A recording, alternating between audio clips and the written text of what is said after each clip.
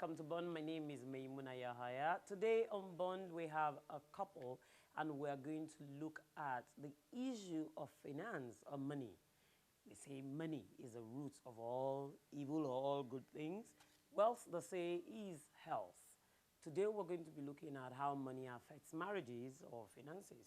When we come back, after our chant square, you'll meet our guest for today.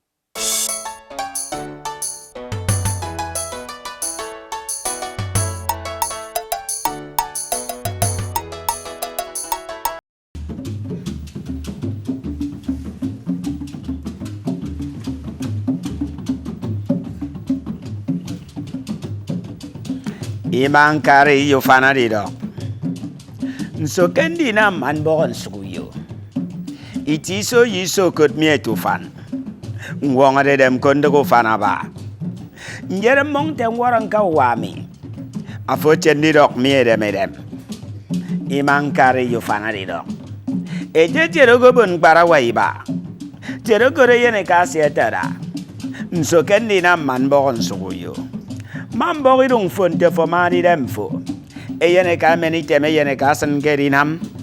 Amambo idung kuwo sansan. Amambo idung kem ben. Eri edo ka ba se ke bena wa manye ku sena banbo. Ikot nyin kem fre min do mo fo. E mambo idung mo fo. Nte mani dem mo fo. Emi eri uyomi obon okada ware. Esa songate.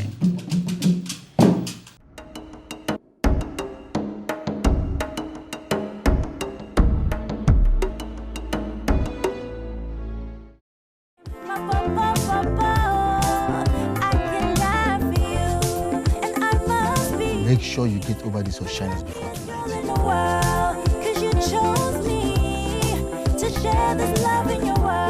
Come follow me, go take a look, CBT, or do a long motor. Come build my home along with me, come be the one to be my picking. Along with me, come be the one to be my picking. My picking, your picking, our picking.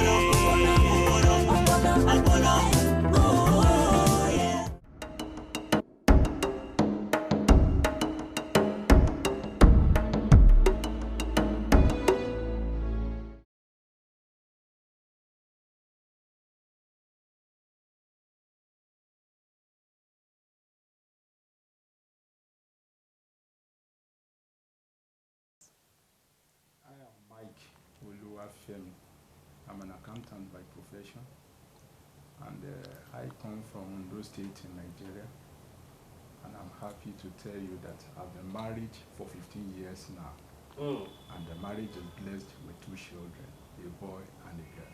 That's good. Please. I am Mrs. Janet Oluwafemi. I'm from Ekiti State. By the grace of God, I've been married for the past 15 years, and I want to tell you that marriage is sweet. You say marriage is sweet? Yes. If marriage is sweet, why do we have so many marriages breaking up today? Many factors can be responsible for that. One, there's what I would call ignorance. Some people are ignorant of what marriage is all about. They don't know what marriage actually means. So that ignorance can be a problem. There are some other issues, like something I will call attacks from outside. That is outside the wedlock. You see the man misbehaving as if he's out of his senses, the woman misbehaving, and all that. So there can be other issues too. What do you do together? Outside reading the Bible, going to church, what else do you do for relaxation? We pray together. I think That's still God. Spiritual. Okay. We go out together. We have fun together. Where do you go? We go to places of interest. At times you decide, at times I decide. So we go out together, we have fun together, just to make sure that we enjoy What the marriage. interests you most? If you have hobbies, what is it that interests you most? Singing. Singing? Yes, I love singing. Do you sing well? I do. Will you sing for us, please? Sing a song for us. A song. Okay? Your best. Anywhere with Jesus I can safely go. Anywhere he leads me in this world below. Anywhere without him there a joy will fail. Anywhere with Jesus I can safely go. Anywhere, anywhere, fear I cannot know. Anywhere with Jesus I can safely go. Was that what attracted you to her? The voice? Really, no. Okay, so tell me, what was the attraction? God did it. It God was did God it. that led me. And I believe in him. So as a Christian, God led me to her. How? And, God told you, my son, this is your wife, or how? no, You I saw her in told a vision. you, How? I told you initially that as a Christian, the first thing to do is to pray, and I did. So when I did, God gave me a revelation about the woman I would later marry. So when I met her, of course, I understood what God was actually telling me. Did God give you her name, or did God tell you, or did he give you a description? Yes, Is he, exactly, how? exactly. He gave me a And description. you think that some other person will not fit into that description? No. Or it was because your mind was set on her when you heard her voice? No. Okay. No, as a Christian, one of the trainings we need to have is how to hear the voice of God, to hear God speaks. And when God speaks, you understand that this is the voice of God, and this is what God is saying. So at that time, I've learned to hear the voice of the Lord. So when God speaks, I don't have doubts about it. So when God gave me revelations about her, of course, I understood the message. So when I met her, I knew without doubt that I've seen the bone of my bone and the flesh of my flesh. You also said... In addition, you know, in marriage, it's even wrong to, probably you see something you desire, like probably the man has money, he's tall, he's this. If you base your love on that, the moment the something fades, then the love will fade away. For example, like women now, you may have good stature, probably the man sees you to be slim or to be this, and he desires that in marriage. The moment a woman gives birth once, you know the stature will likely change. Either the woman now becomes so robust, you know the man will just lose interest. So the basic thing is the leading of God. And when you see such, your spirit will actually confirm it. In the course of talking, you said when a man is not married, he's incomplete, and when a woman is not married, he's incomplete. Yes. Let me take you back there. Okay. Do I need a man to make me complete or validate my person as a woman? Yes. Why? Yes. Because man has a part to play in your own life as a woman. And a woman has her part to play in the life of a man. So I believe that if that part is missing, then that individual is not complete. Must everybody marry? Zia must. What if I don't want to marry? I don't want to bear children. If one doesn't want to marry, then I want to believe that something is wrong somewhere. Out of my free will, I can't say I don't want to marry. Yes, you are free to take your own free decision that you don't want to marry, but that doesn't cancel the truth that something is still wrong somewhere, because God says it is not good for man to be alone. So if God sees the need for marriage, and you as a human being, creature of God, you don't see what God sees, then something is wrong somewhere. So if God sees that marriage is good for man and for woman, of course, and then you don't see as God sees, then definitely something is wrong somewhere. Okay. Before we leave, Okay. if you have to advise people out there who are watching us now, what would you say to them on marriage or how to keep their marriage, especially in terms of finances?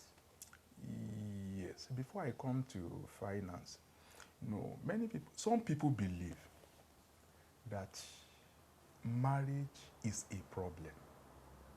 Some other people believe that woman is a necessary evil.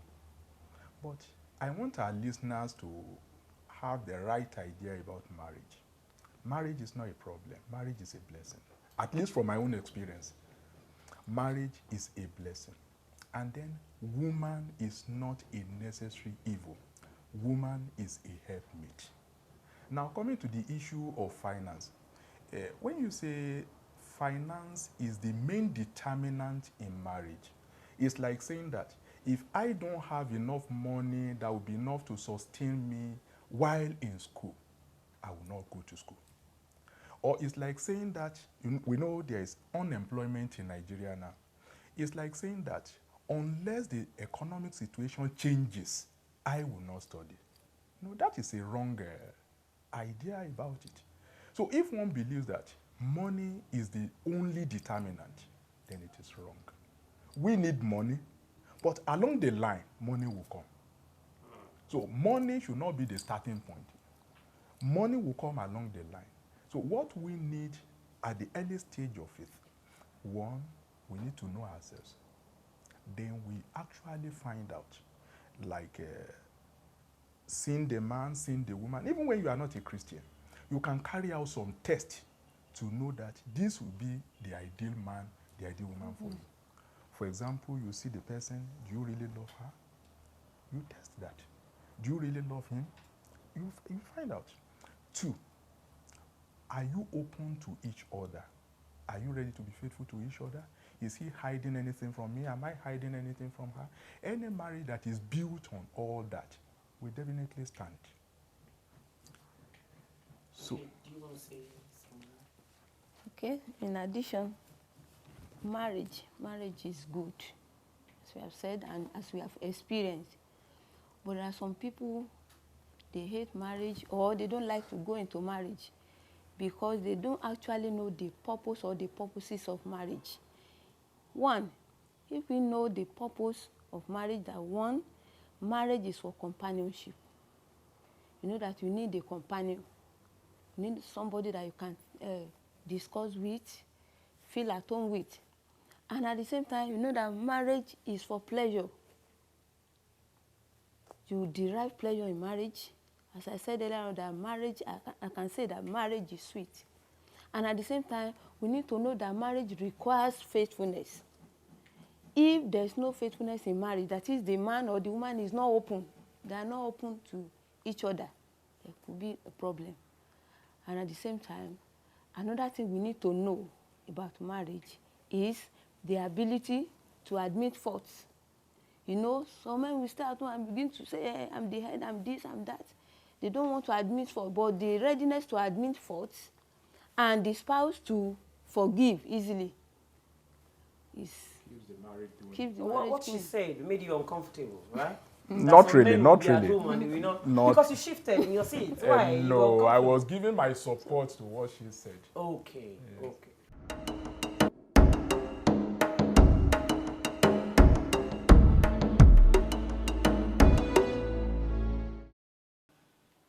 The program is still Bond. My name is Maimuna Yahaya, and we're looking at finances in marriage. How do you cope with finances? When you have challenge, when, okay, like you said, when there's a loss of job by one of the couple, how do you cope?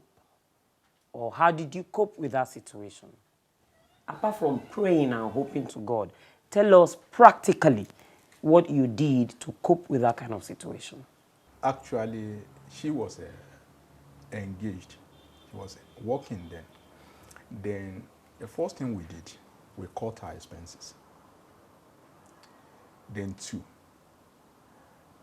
I begin to make contacts to get another employment. Okay. So during the course of that, I was able to secure another place. And though it shook us a little bit, and it was rough a little, but we later overcame it. How long did that last? I think for a period of about 6 months or so. Okay. Yes. One thing I want our listeners to understand is that there is no problem that is not surmountable. There is no problem that has no solution. The belief and the confidence that we are going to overcome this actually helped us. We've gone into it, and we know that definitely this marriage must stand.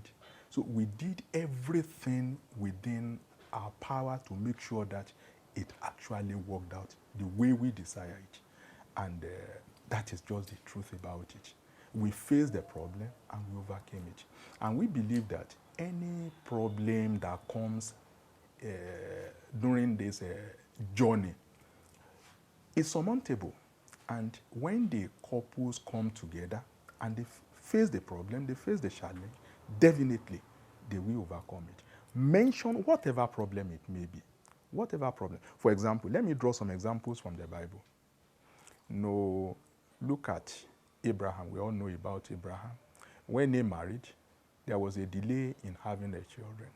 This was enough to scatter some marriages, but his own marriage did not scatter because of that. Look at Isaac, the son. When they married, there was what I would call barrenness. For 20 years, there was a delay in childbearing. There was no issue for a period of about 20 years. And they overcame it. And look at other people in the Bible. Look at David, for example. There was a case of infidelity in his own case. But that did not break the home. It affected it, but it did not break the home.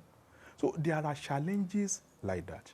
And even the Bible says that a wise man builds on a rock.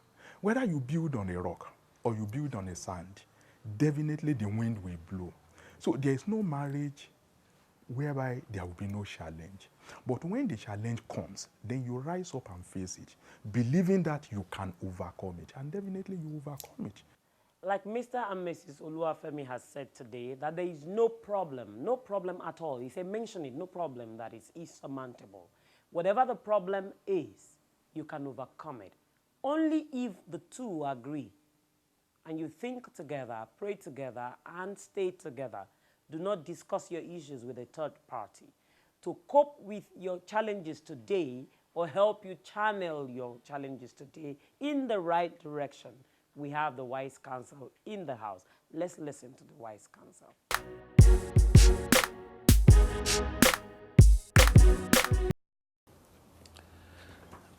My counseling to youths or the young couple on finance is that finance should not be a problem in the house. For once they have agreed to be husband and wife, the money, whoever brings it in for the two of them. And money, yes, is very good. At the same time, it has a very bad name. Money, if spent wisely, will bring up the family in a very good light. Money spent carelessly will rock the boat of the marriage. And I want to say that for any marriage to last and be useful, there must be a very good and prudent management of fund. The money must first be spent on the home. And that is to say, there must be enough food for the family, enough comfort zone for the family, and enough entertainment center for the family. And that is what keeps the family happy. But if you go out and spend your money outside, you are robbing the home for the outside people.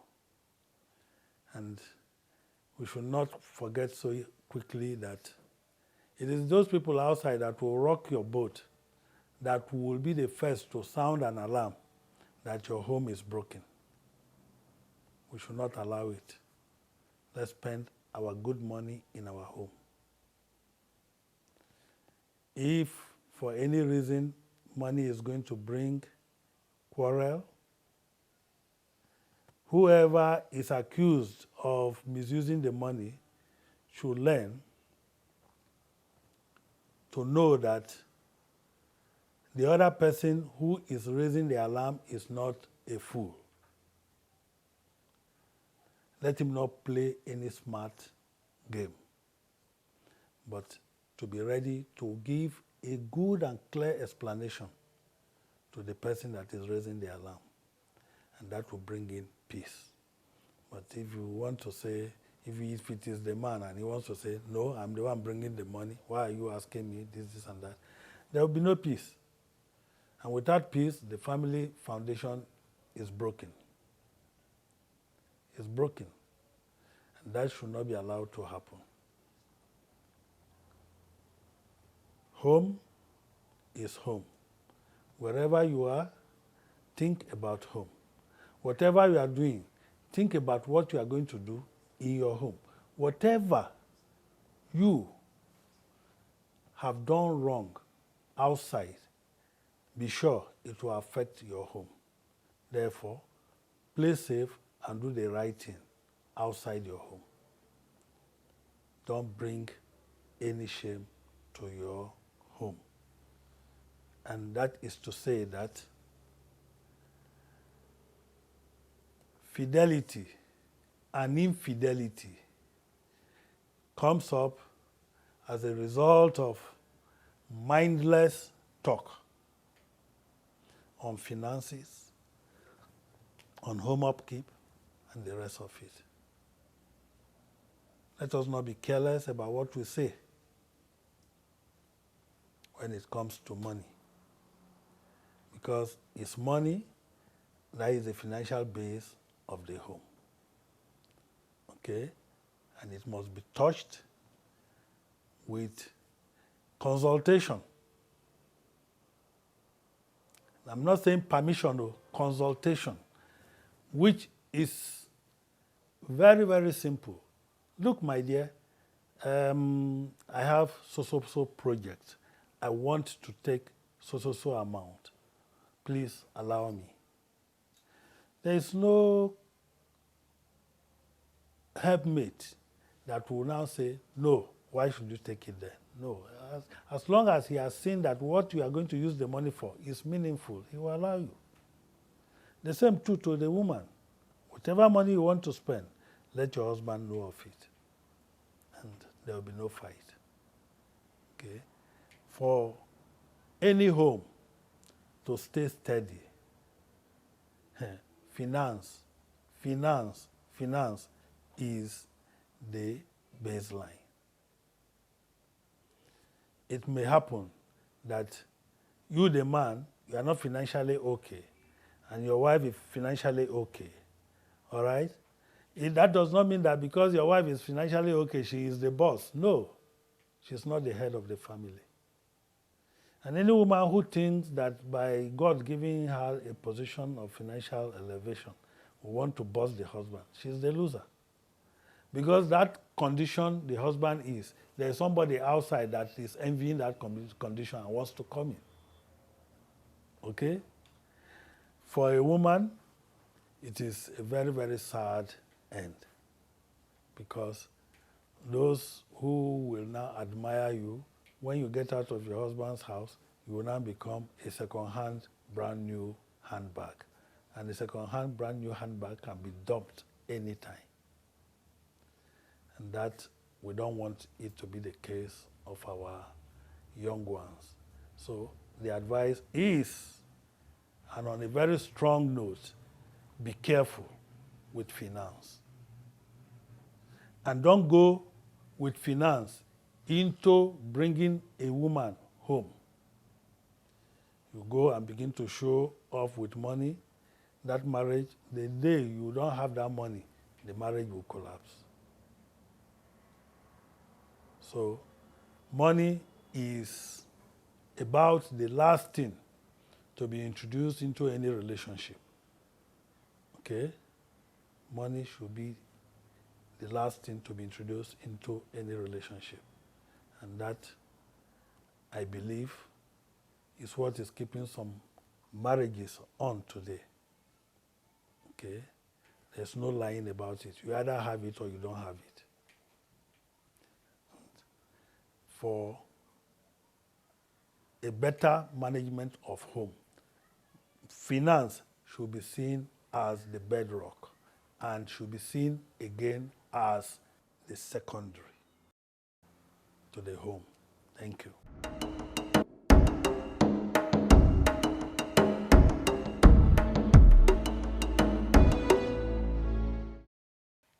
It's been our program on Bond today. I hope you have learned one or two things from us, from everybody who has spoken today, from Mr. and Mrs. Oluwafemi, from the counselor, and even from the chants. We have a lot at every point in time to give to you. We hope that you stay well in your marriage until we meet same time next week on Bond. My name is Maimuna Yahaya. See you.